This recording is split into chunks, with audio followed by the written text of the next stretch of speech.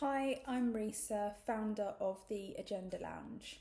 I've worked in the private sector for over 20 years, but what shaped me the most wasn't in the boardrooms, it was the chaos of my childhood.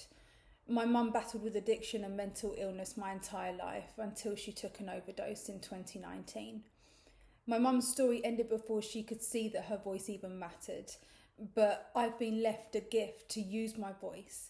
I'm speaking up to challenge the status quo, to challenge the stigma, to honour her, and to show that our stories, no matter how messy, can become a force for change.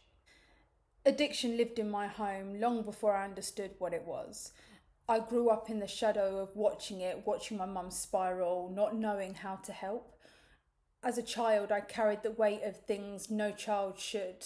I was eventually taken into the care system, but the stigma of my childhood never left me. I was full of anger. I felt neglected. I yearned for love and stability even when I was given a safe place to live. My mum's passing by her overdose was the final chapter in a long battle, but it was only the beginning of mine to speak truth, to break silence, and to build something meaningful out of the pain. There is still a lot of stigma associated with addiction, without question.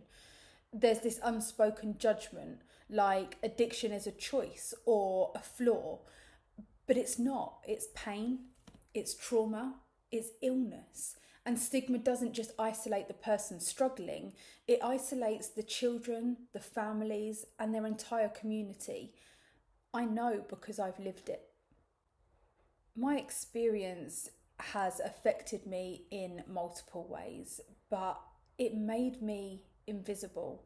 I didn't speak about my home life, I didn't ask for help.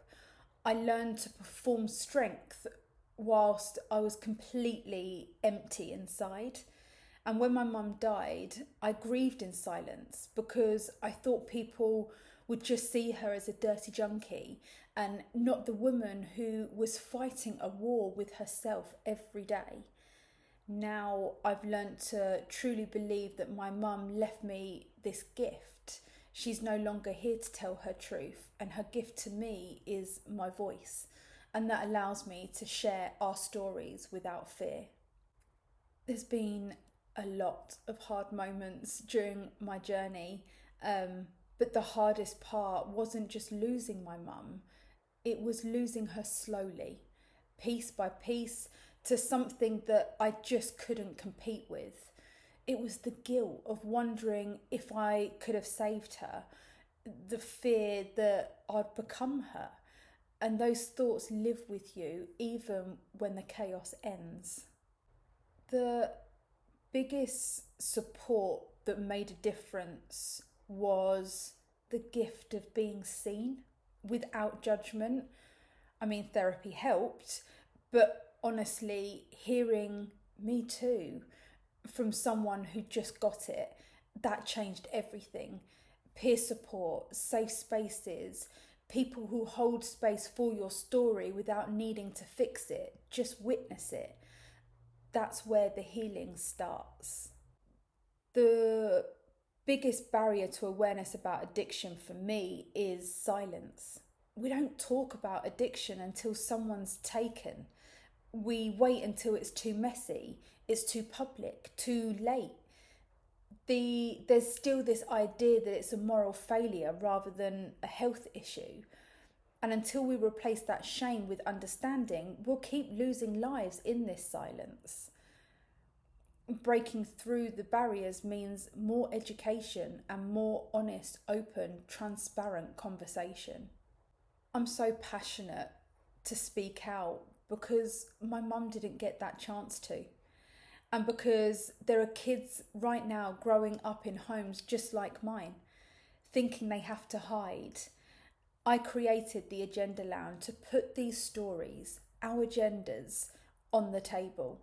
So people stop whispering about addiction and start listening with empathy. For me, saying, I've been there, can give someone permission to say, I'm struggling too. If there's one thing that I could tell everyone about addiction, it's this. that it's not always visible. It doesn't always look like the stereotype. It's a colleague who's always fine, the parent barely holding it together. It's a human being that needs connection, not criticism. And it's never too late for that connection to change everything. To anyone out there who is scared to ask for help, I'd say you don't have to carry this alone. You're not broken. You're not weak. Reaching out isn't a sign of failure, it's a sign of fight. And there are people who will meet you with compassion, not shame. Asking for help saved my life in ways I never ever expected. I hope that it could save yours too, and I wholeheartedly wish that it could have saved my mum's.